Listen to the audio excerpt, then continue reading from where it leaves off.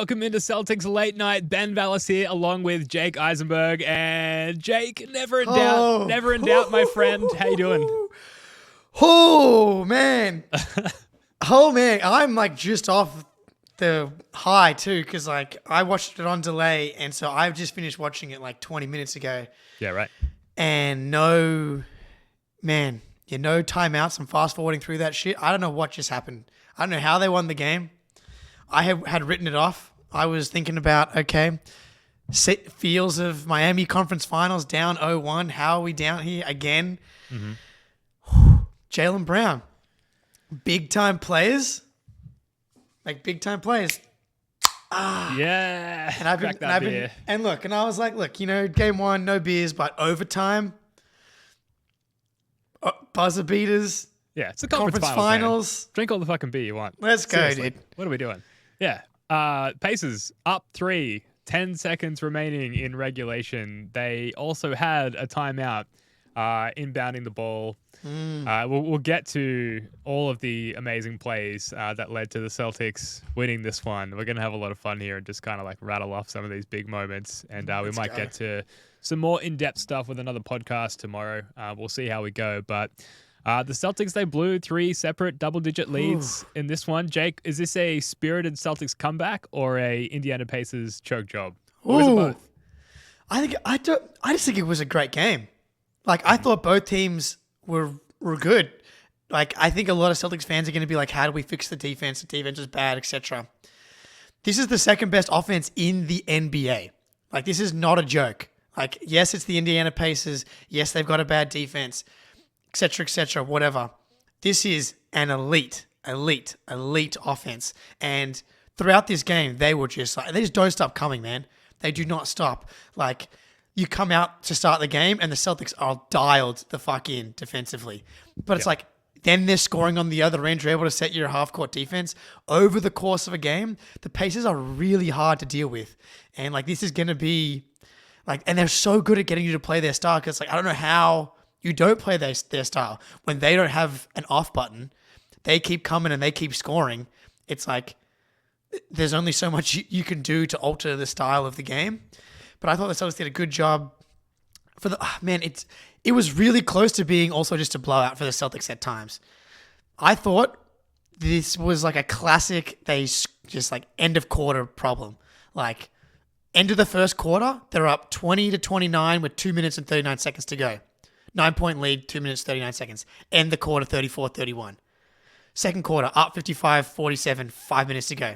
And then it ends like a 1-point game. The worst one was the third quarter. Drew hits a big 3, 90-77. And I'm like, okay, here it comes. This is the third quarter avalanche, and the game's over. But then Tatum has this awful turnover, and the lead evaporates. And it ends up 93-94 going into the fourth quarter. And that's how we end up with how we are right now. So that actually encourages me a little bit, because I thought there was 3 separate times where it was like, this game is close to breaking open. At no point did it feel like it was breaking open for the Pacers. Like, what was their biggest lead? 5, I think.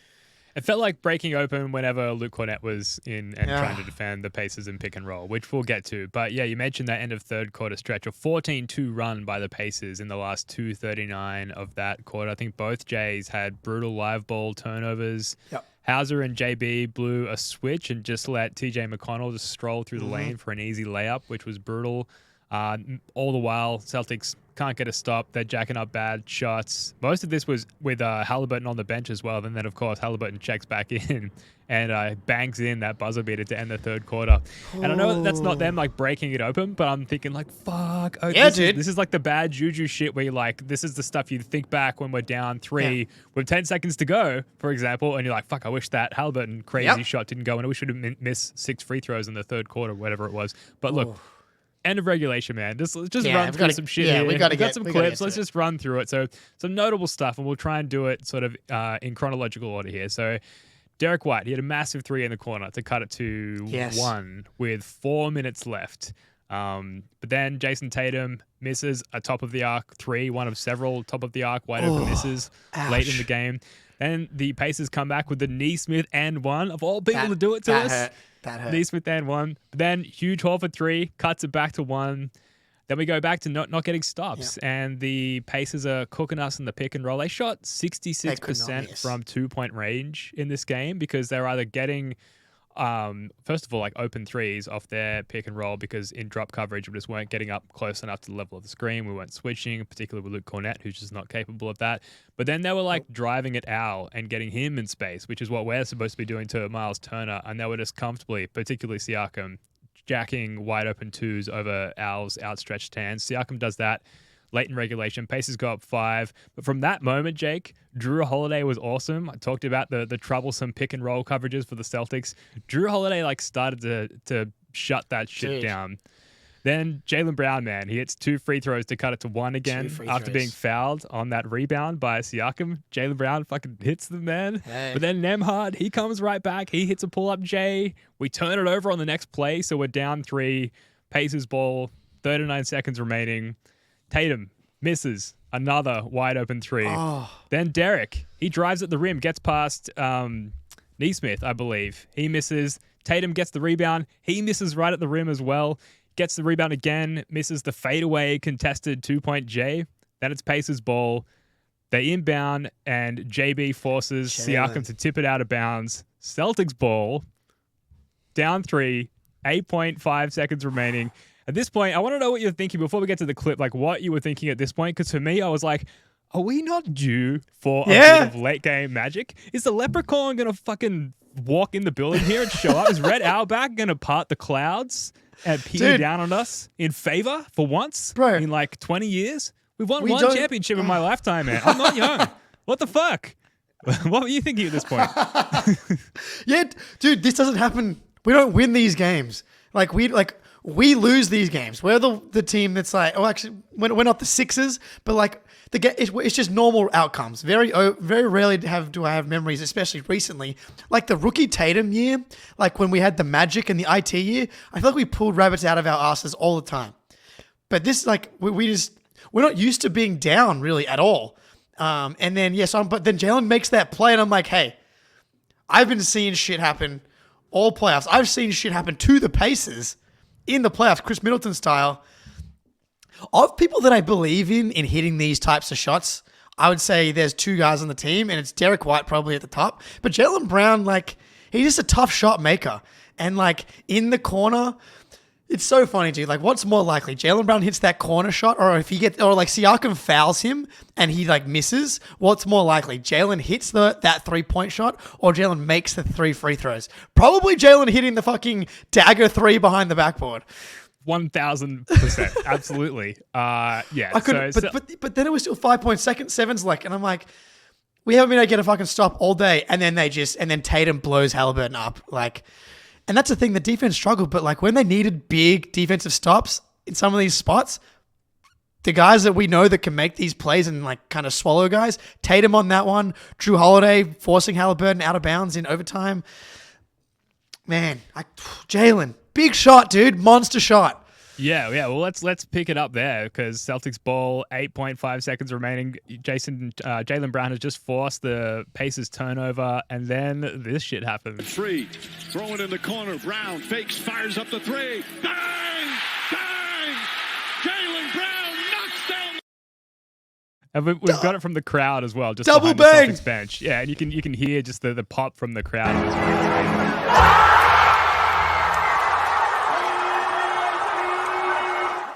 Yeah, the double banger, man. The Mike double Breen bang. Double bang. I'll have a double banger for 2, double please. Bangs. Fuck yeah, Jaylen Brown. Oh, yeah, amazing. Couple of piss dudes banging, dude. This is what it's all about. Let's go. You're right, man. If he had gone to the free throw line for those 3, I wouldn't have picked him to make more than one of them. Contest, he gets fouled on his elbow by Pascal Siakam's face. Still hits it. Splash. Yes. Double banger. Yes, he did get fouled. But it's funny, like, it all worked out. Just like who knows what happens though? Like, let's say he does get fouled, he makes them, and then he makes the free throw. Pacers up 1, they have to go faster. Jaylen Brown forcing overtime in that spot, man. Like, it just doesn't feel like we've been able to hit those shots in those moments with this team. And I think part of that is like when we weren't in a ton of these games, we just weren't, especially not in the playoffs. Like, win or lose, the 2 losses in the playoffs so far have been the Heat one was close-ish, but they just like kept hitting every three down the stretch to like keep the thing at arm's reach, and then the Cavs loss was a blowout. So like we just haven't been in these spots, and so man, this is a big win, man. Conference finals, to pull the rabbit out of the hat like that, and to now give yourself a chance to go up 2-0 as opposed to have to fight back in the series, which, you know, I had accepted we were going to lose, but I wasn't facing my mortality yet, because I'm just so used to this team losing games, especially game one. We've lost game one against the Heat in the conference finals. We've lost game one against the Sixers in round two, the Bucks in round two. Like, we don't fucking win. Well, the Heat last year, we didn't win that series, but obviously we ended up fighting back. But it's like, thank God we won a game one in a conference finals or a second round, man. It's just like, to be on the front foot. Obviously, you want to win game two, but like, just to get on the front foot, this team doesn't lose 2 games in a row. Mm-hmm. So it's like, maybe we lose game 2, but it's like, okay, we got the bounce. We got the undefeated Road Warriors. You know, like, you've got the fucking series on your side now for the rest of the way. So it's just like, we'll take it. You don't get a lot of free lessons in the playoffs, and to be able to have so much film to study in terms of like what we did wrong, what we can improve on, and we're going to get to a lot of that once we get through like hyping up the end of the game, to be able to walk away with a win and, you know, those learning opportunities as well is just so unlikely in the playoffs. It's so huge. We'll get to overtime in a second, but Jazz off in the chat. Great point. Hit that like button, subscribe. We're 140 subs away from 4K here, which feels crazy. I still remember when we were like a little 50 subscriber channel. So please subscribe. Get us up to, who knows, 5K by the finals, if we are lucky enough to make it that far. The overtime period. Let's just pick it up here. Derek White fouls Tyrese Halliburton on a 3 after a brutal JT live ball TO, which it looked like Drew was meant to pop or like short roll and get himself in a position to catch the ball. Brutal. Live ball turnover. Don't throw the ball. Don't throw the ball, Jason. Yeah. Don't throw the ball. Don't throw the ball. Getting the Pacers out in transition, which is like where they cook, is bad enough as it is at any juncture of the game, particularly in fucking overtime. Then you foul him on the 3-point attempt. He hits all 3. Pacers go up 2. Then Tatum gets the and 1 over TJ McConnell on the inbounds play to go up 1. Couple of possessions later. Then we're up. So we're up 1. It's late in OT. Drew Holiday, if I can just find the clip here, does this. Holiday harassing him. And Halliburton goes crashing and lost the ball. Celtics will get it. So Tyrese Halliburton, incredible player, Jake. We're up 1, a minute to go in overtime, and Drew just like forces him to basically walk out of bounds with the ball. What the fuck? Man. Very random. Like, one of my only basketball friends down here, one of them happens to be from Indiana. And so I have an Indiana fan in my life, and he almost spoiled the game for me. But he was like, yeah, Halliburton felt like the lights got a little too bright, like, late. And I'm like, I don't know, Halliburton was pretty awesome for the majority of the game. But, like, in the Garden, young guy, first conference finals, Drew Holiday hounding you. He just lost it in that moment. And you, as the guy that with the ball in your hands, you can't just fucking let Drew Holiday do that to you. But man, Drew Holiday, I don't know if it's time to talk about Drew Holiday, but like, I got one more clip, and then we'll go all in on Drew. Just to round up the overtime sequential sort of run through here, sort of the game tying play here from Jason Tatum, thanks to a tidy Derek White, Jason Tatum pick and roll. Seeing White continues down a lane, up to Tatum, sidestep, 3-pointer, puts it up, bang!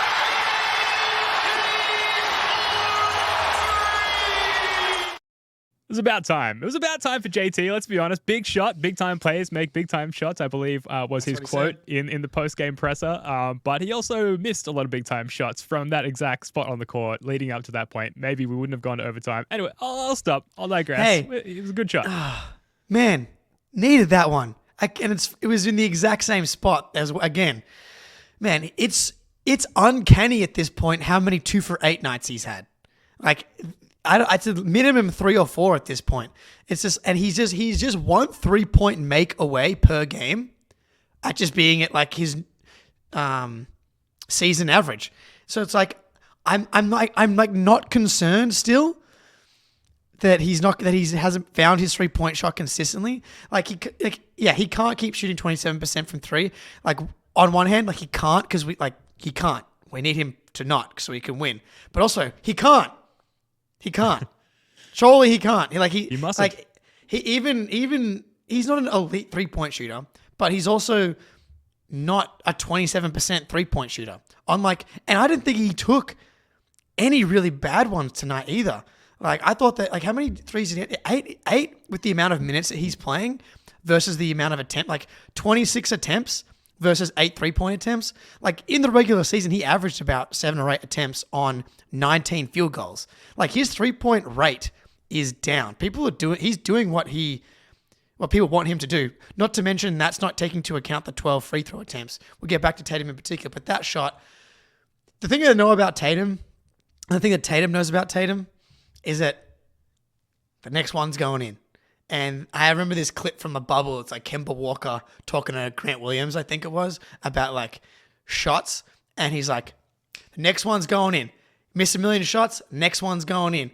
And unfortunately for Kemba Walker and for the Celtics in that run, Kemba was wrong and kind of wrong for the rest of his career, sadly.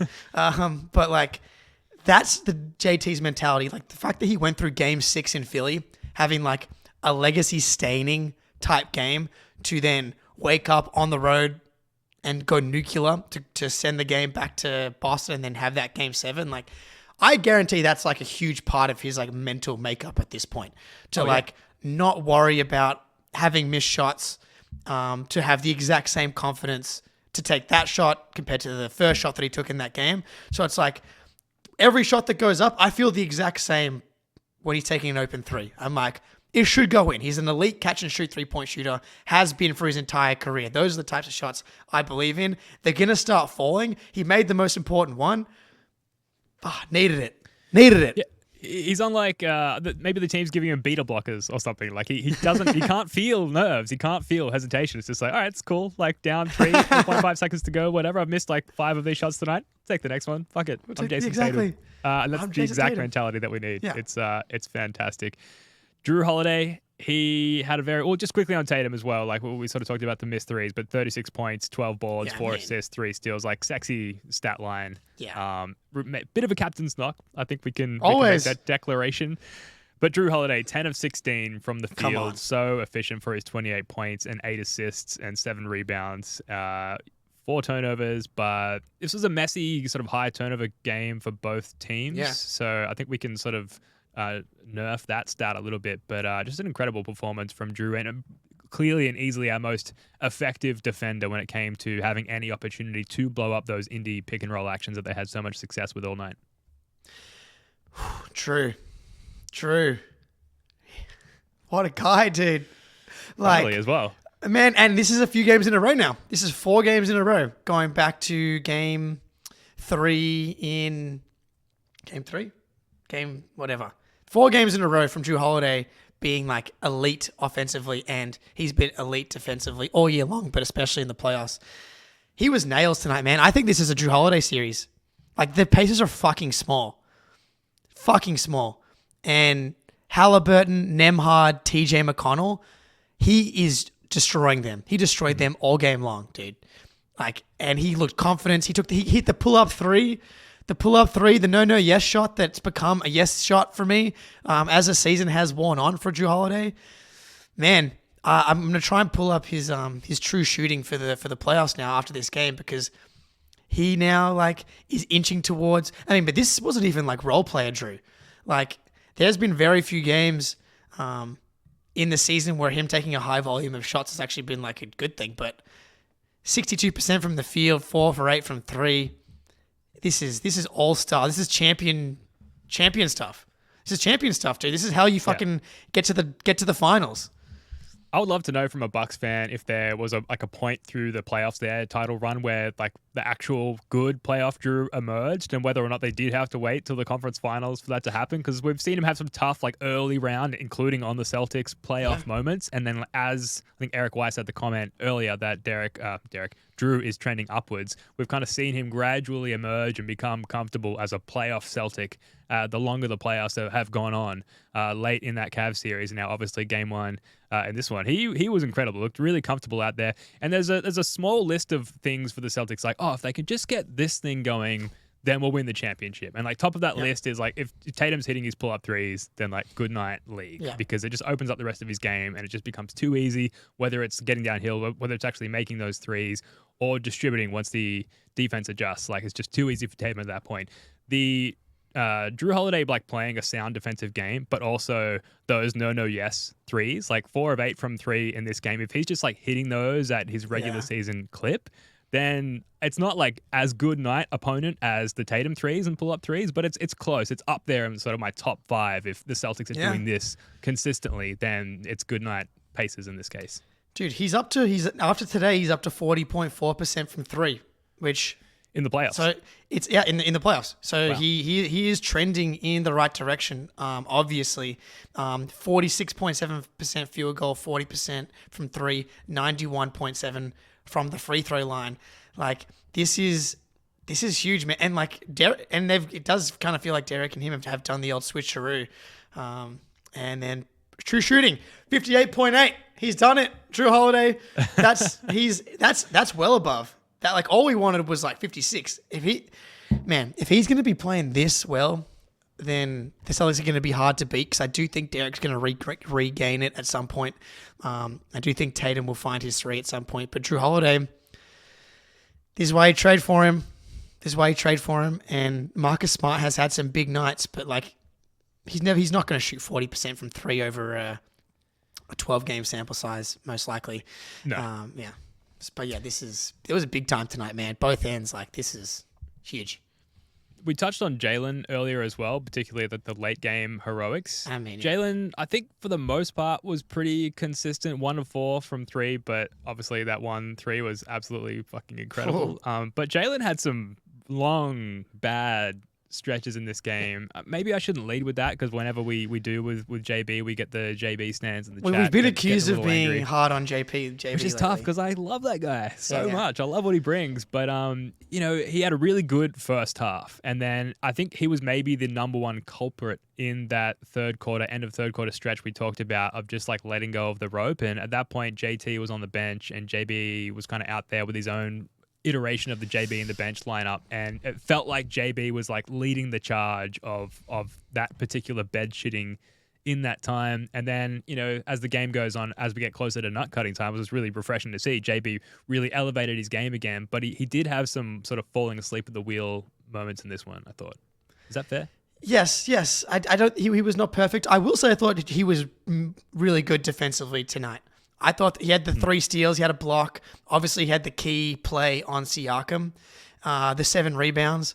Man, the rebounding feels worse than it was. The Celtics actually won the offensive rebounding battle, 13-10. It felt like the Pacers were kind of killing them on the boards at one point, but they ended up being 43-44 overall on the rebounding stuff. But Jaylen, we'll take 26 points, 10 for 20, 5 for 8 from the line. I'm just going to take that.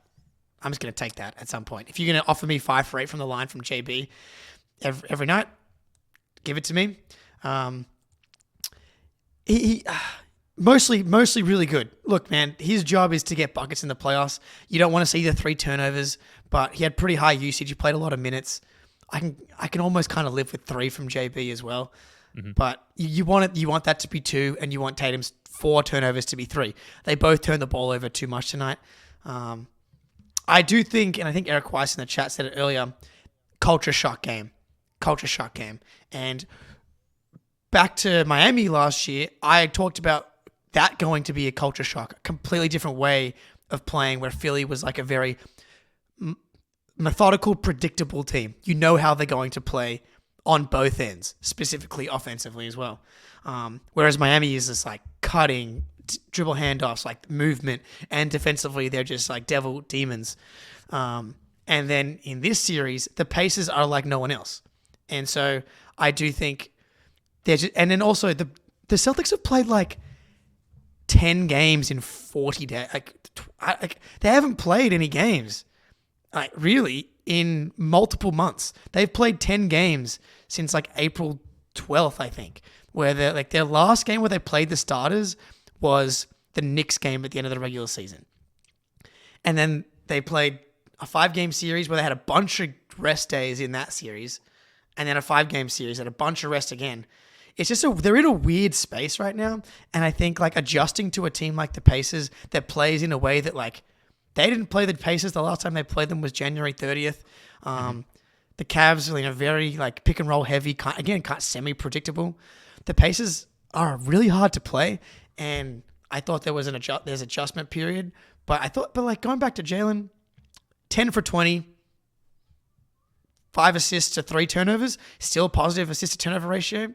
Like, you probably take it, and he crashed the boards.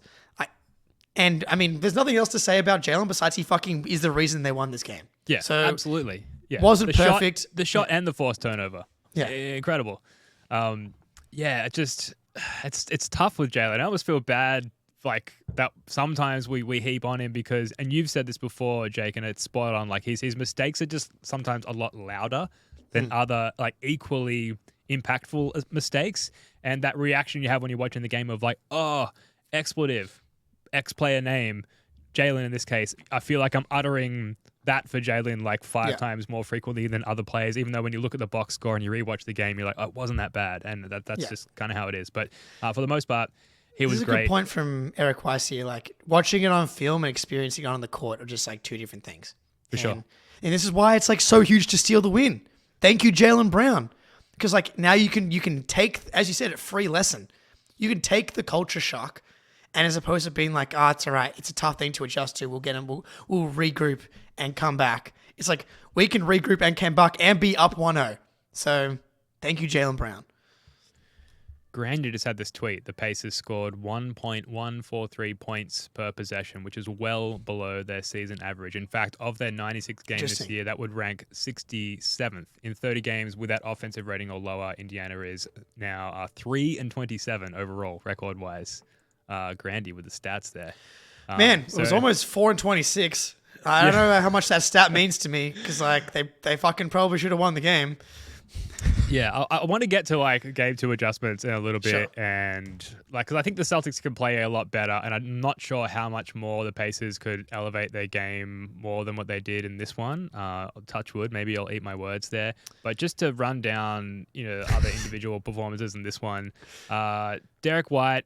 We don't have to spend too long on this. I think it was a rough game for Derek White. He had some good moments in this one, but we always expect, because he always does, Derek White to bounce back. I don't know if you've got any thoughts on Derek White or any other individual performances in this one, Jake.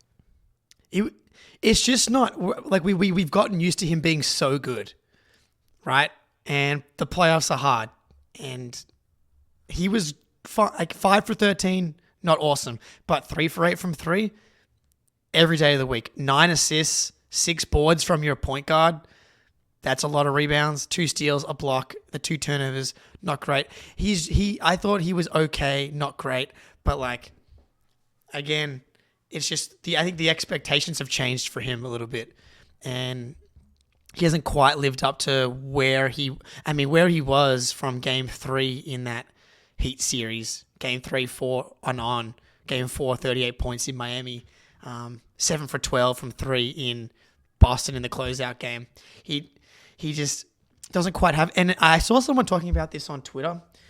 I think it was Al Horford Pacino, about like his defensive impact in the playoffs versus regular season. Because like, I don't throw it to you, but I think Derek was better than Drew defensively in the regular season. Like the rim protection, like being one of those like the leading block players in the league among all players, not just guards. But then you get to the playoffs and like physicality becomes so important.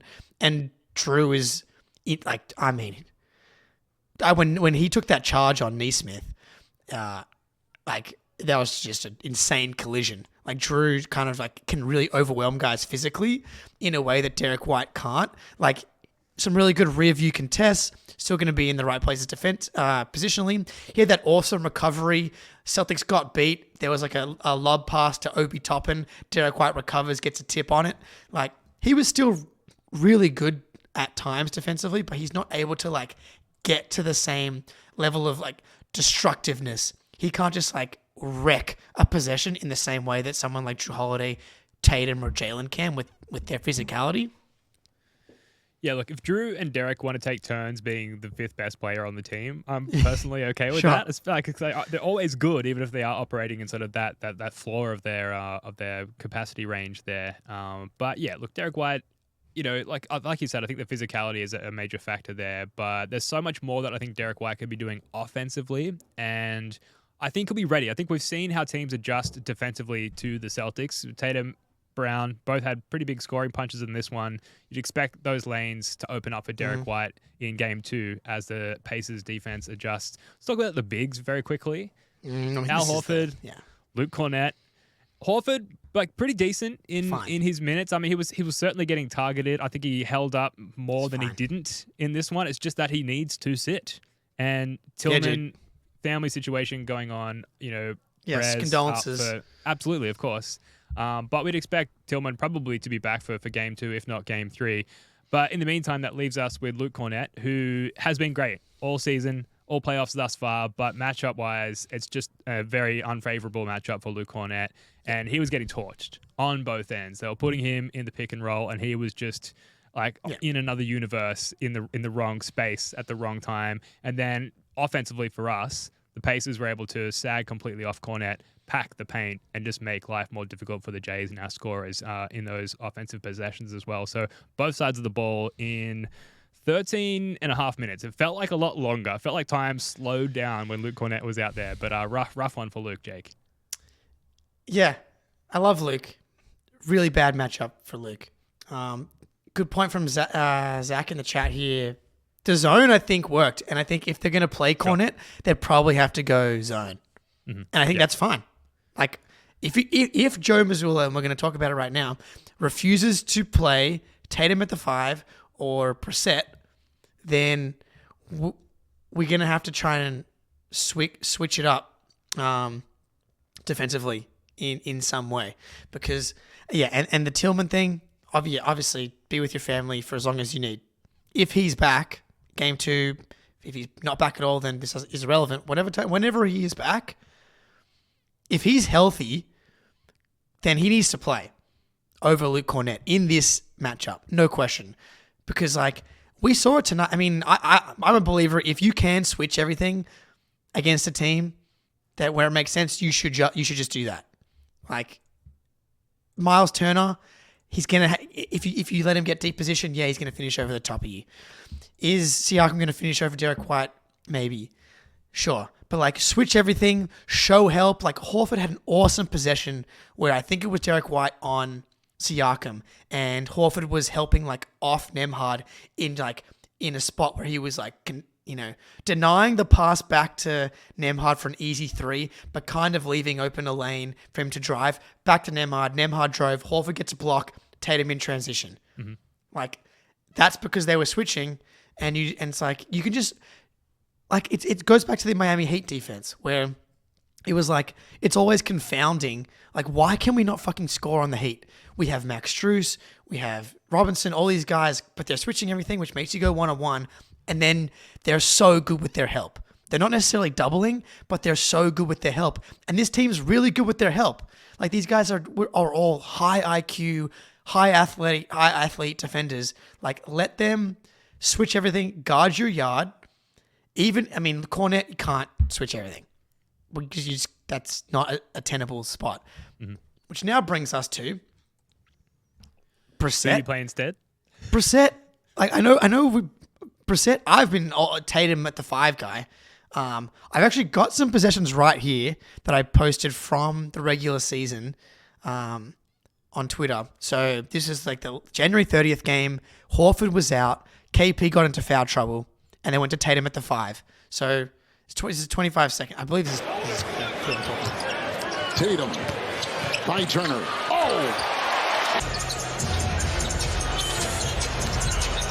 Tatum shed the D.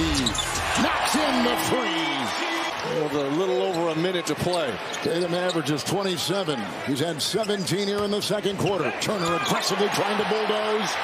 Tatum was right there, held his ground, got the ball. So they did do it in the regular season. It was for like 2 minutes. I'm sure they're aware that they did it for 2 minutes. Sure. I don't know, man. They got to think about it. And I've been saying this is my concern with Joe. Like, it's pretty clear that the Luke Cornett thing is not the way they should be rolling here. Beforehand, I was like, look, they're kind of winning these games pretty handily, even though it feels bad at times in the previous 2 series. So just stick with it. But they should have lost this game probably. And a lot of that was because they can't get stops. And this team is really hard to stop. The second best offensive team in the league, second best offensive team of all time. Like, it's hard. Like, you're giving them a Luke Cornett option in drop. It's just, they're already so good in transition. You can't give them easy options in the half court as well. There must be trust issues with Joe and O'Shea Brissett, I guess. Like, for him not to get a run at this point with how cooked Luke was getting in this one was surprising. They did make some adjustments mid-game. They put Luke on Obi Toppin at one point, but then after a few possessions, they just started calling up Obi Toppin to set those screens, and we were kind of right back where we started. You mentioned we went zone for a little bit in the third there before that end of third quarter bed shooting, and that looked really good. But unfortunately, just wasn't sustainable, and nor is switching everything with Al. And, that possession you talked about where we got out with Tatum in transition after Al got the block on, I think it was Nemhard. That was late game. That was either overtime or end of regulation. It's like, sure, like you've kind of saved your legs by not switching absolutely everything up until that point. Now you can switch everything with Al because you've kind of preserved him to that point. And it just goes back to whether it's O'Shea or whether it's Tillman, this is why you need to be spelling Al with other bigs or big-ish players who can also switch everything so you can sustain that play style, like basically from buzzer to buzzer, from whistle to buzzer. But look, hopefully Tillman is back soon. Otherwise, hopefully we can get a little bit more exploratory when it comes to giving other bigs options to play defensively there. Well, this is a good question from RJ in the chat here. Like, how good is Brissy at switching in the defensive arrangements is my question. And I don't think we have worse than Luke. Well, yeah, better than Luke is the first part of that. And the thing about this Pacers team, like who's the guy that's destroying you in isolation? It's no one. Like, as good as Halliburton is, even Horford on the switches today, he hit some tough shots and they hit some tough jump shots over the top of contests. That's fine.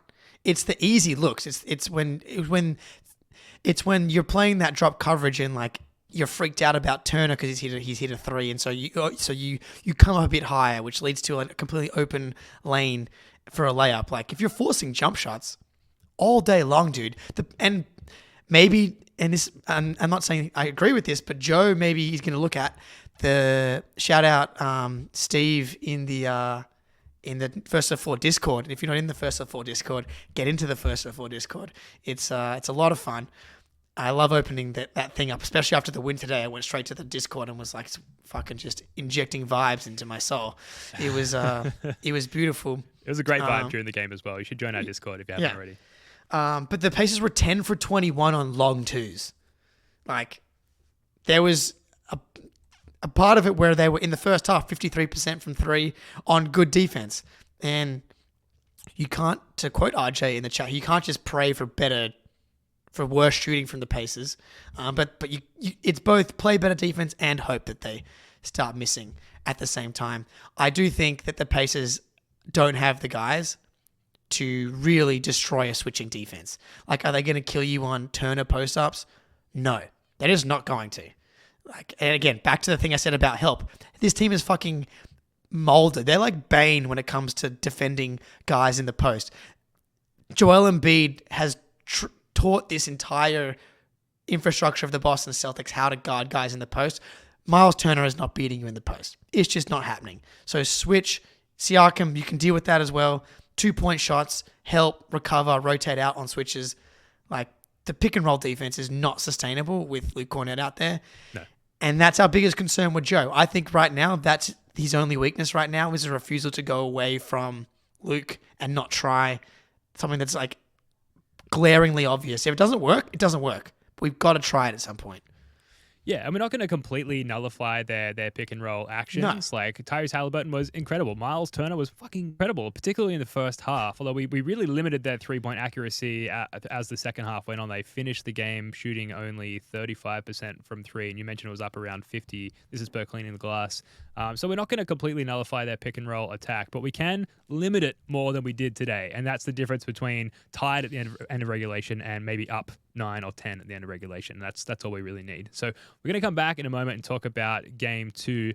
But first, here's a very late ad read as I fumble for the button from Prize Picks. Prize Picks is America's #1 fantasy sports app with more than 3 million members. It is the easiest and most exciting way to get in on the action while you watch your favorite sports and players. You just pick more or less on 2 or more player stats and watch the winnings roll in. March is over, but the biggest moments of college basketball tip off in the month of April. Be a part of the action on Prize Picks for both men's and women's college basketball. And get in on the playoff action and win up to 100 times your money on Prize Picks as you and the world's best players take the game to a new level during basketball's postseason. You can even make the play-in rounds seem interesting since we all know the Celtics won't be there. Quick withdrawals, easy gameplay, an enormous selection of players and stat types are what make Prize Picks the #1 fantasy sports app. Personally, I'm looking at Derek White more on points because they are criminally low, and we all know Derek White is going to come up big in the postseason. So download the app today and use code CLNS for a first deposit match up to $100. Download the app today and use code CLNS for a first deposit match up to $100. Yeah, Prize Picks, it's a lot of fun. You can supplement your viewing experience and use that code CLNS on sign up for a $100 first deposit match. Definitely check it out. And we're talking about the Discord earlier. The link for that is in the description below, as is the link for our latest chapter or edition of our Underrated Plays series, sort of covering the Cavs Celtics Round 2 series there. Check it out. As always, subscribe, hit that like button, etc. I want to get on to game 2 and sort of wrap up with that, Jake. Yep. But is there anything else, any missed points, any other takeaways from game 1 before we move on? So good that we won. So good that we won. What a take. Yeah. Thank you. It's honestly incredible. I really, I don't mean to cut your grass here. It's the playoffs. I threw it to you. I can't tell you how much this means to me, personally. I think all Celtics fans have to be feeling the same way. We led with this. Absolutely, but dude. To have the Leprechaun show up, to have the Magic go our way, it truly is incredible. And to get those free lessons, to somehow walk away with a win despite almost giving it away, and a really prolific Pacers offense there, and somehow having just finally those miracles go our way. It, like I said, means a lot to me personally. What else can I say? I love it. What else you got, Jake? No, man. From game 1, I honestly don't think there's a ton to take away offensively. I thought that they did get into a little bit of the trap that I was worried about in hunting the mismatches. Sure. A little bit slow, a little bit too deliberate.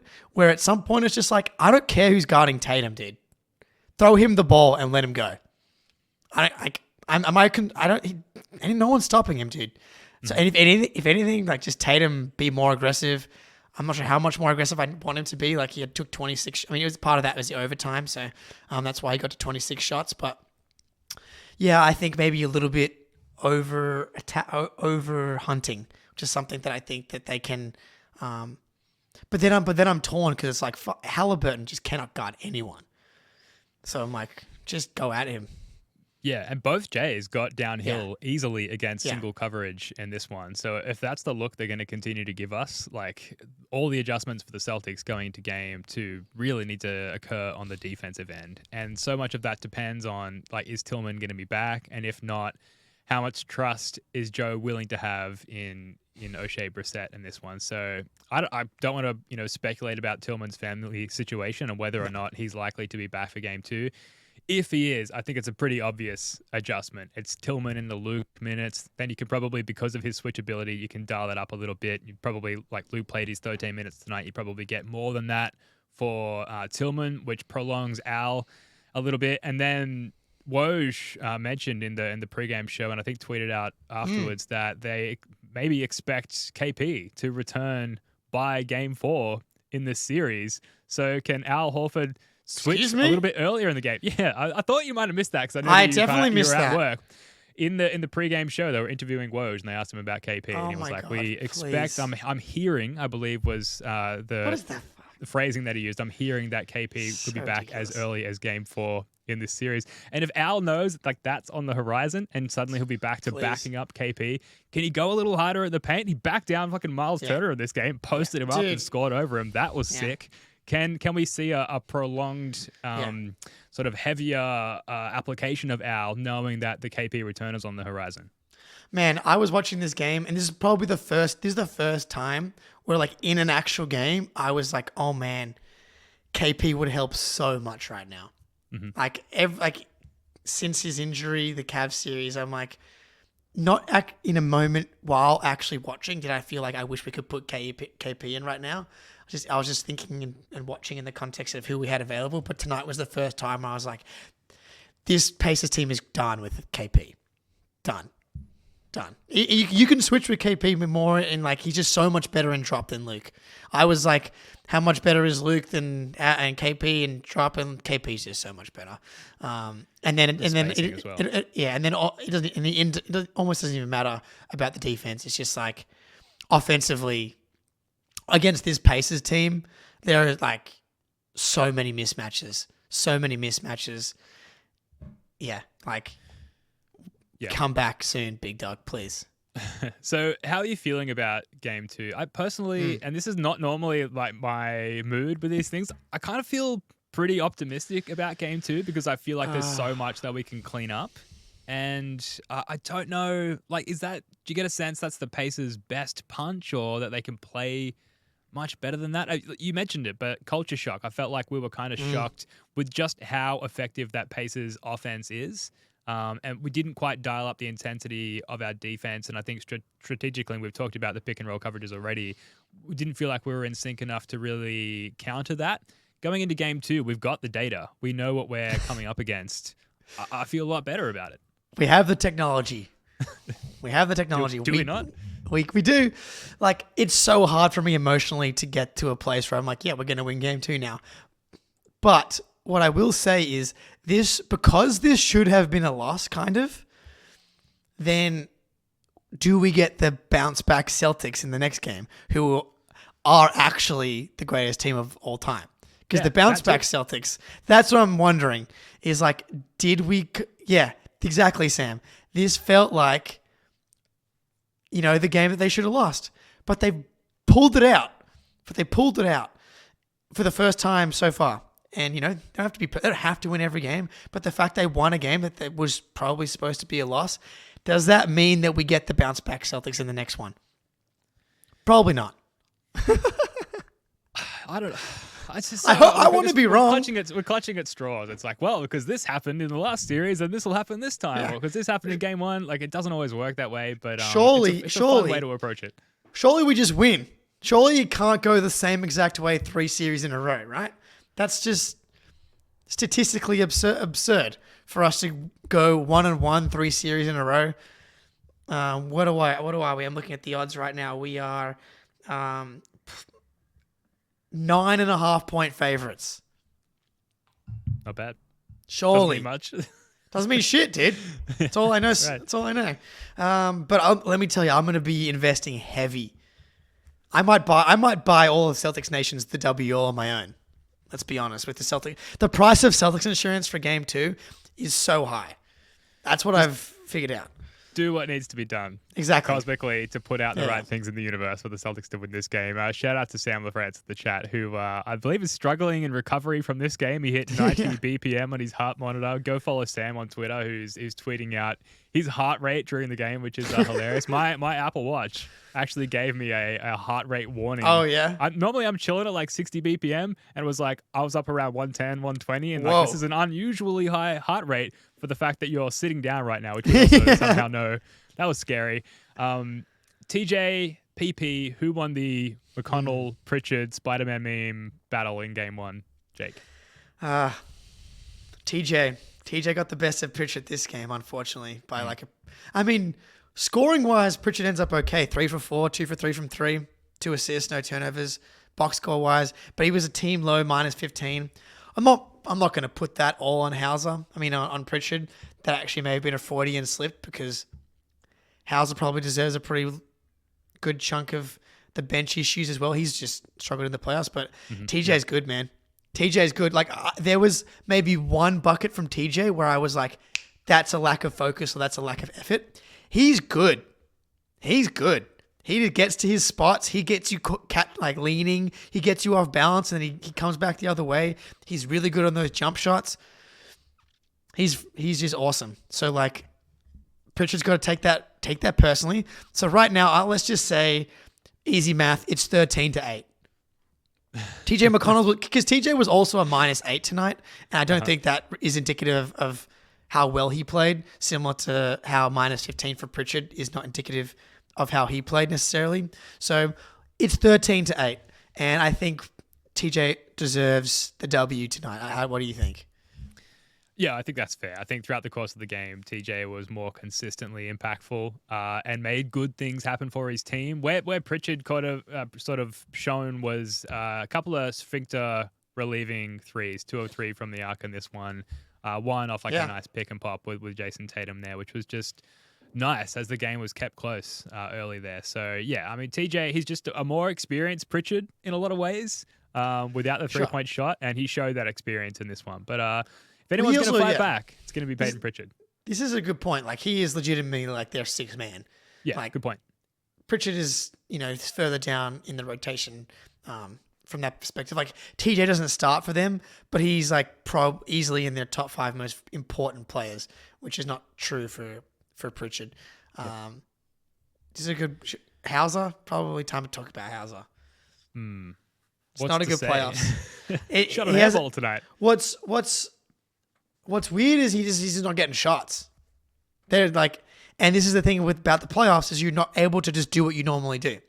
Like teams are trying to take away what you normally do, which is the drive and kick game for the Celtics, which has been the game plan for 3 series now. It's like, can you keep them out of the drive and kick? Because if they're in the drive and kick, then you're dead.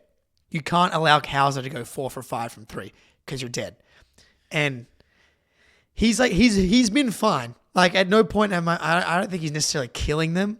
I don't think he's killing them. He's still getting some rebounds here and there, but like that's not why he exists on the Celtics. Isn't that why he's an NBA player? Yeah, he's Sam Hauser down at the community college walked into my Chinese class and he was sitting down there with a note from Brad. Yeah, it's the Beijing Sharks have entered the transfer portal. Yeah, he'd do well there. Look, it's tough with Sam Hauser because we know his limited background playing meaningful minutes. This was his first, consistent rotation player year for the Celtics, and you just see different coverages, like you mentioned, in the playoffs. And the fact that we've got one less bench player, KP's out, Al steps up into the starting lineup. Yes, Cornette is like more in the rotation now as well, but it kind of brings Hauser up to the 11th man. And naturally, he's going to be more prominent in opposing teams' scouting reports. He's just going to get more attention because we've got a shortened rotation. That said, he can shoot the ball off his shoelaces. He doesn't need much space during the regular season, as it's been proven, to be effective. But playoffs, it's a different beast, and he's probably feeling that to some degree. And I would imagine we've got him on the sign for next year as well, but he does have, free agency coming up after next year, and that's probably playing on his mind a little bit as he tries to perform on a bigger stage. So at least defensively, I know he had that bad miscommunicated non-switch with JB, but I think for the most part, he's at least like average as a defender. And as long as you're not giving up too many glaring mistakes defensively like we were with Cornette tonight, I'm okay with having him out there on the off chance that like his 3-pointer starts hitting. And if not, you can just go away from him as the game goes on. It's a good point from the chat here. 8 Tweelol. 0 points for Hauser. I get the spacing, but then you're just wasting a shot attempt at the same time. You're probably right. You're probably right because he's still being guarded like he is a 45% 3-point shooter. But it wouldn't be necessarily percent for Hauser. It would be percent and Hauser in a lineup. But hopefully he finds it at some point because honestly, we don't need him to be good every game in the playoffs. This is how the playoffs go. Can he give us one? Can we get one Hauser game? Because that's a W. Can we get 1 4 for 5 Hauser game? That's a W. Yeah. That's all we need. Game 4 of the finals would be nice. That would be good. Actually, Hauser, don't make any shots. Don't waste it. Continue to be playing bad because we're going to need you against the Mavericks. I only have one more note. They made Al Horford's beautiful face bleed in this game, Jake.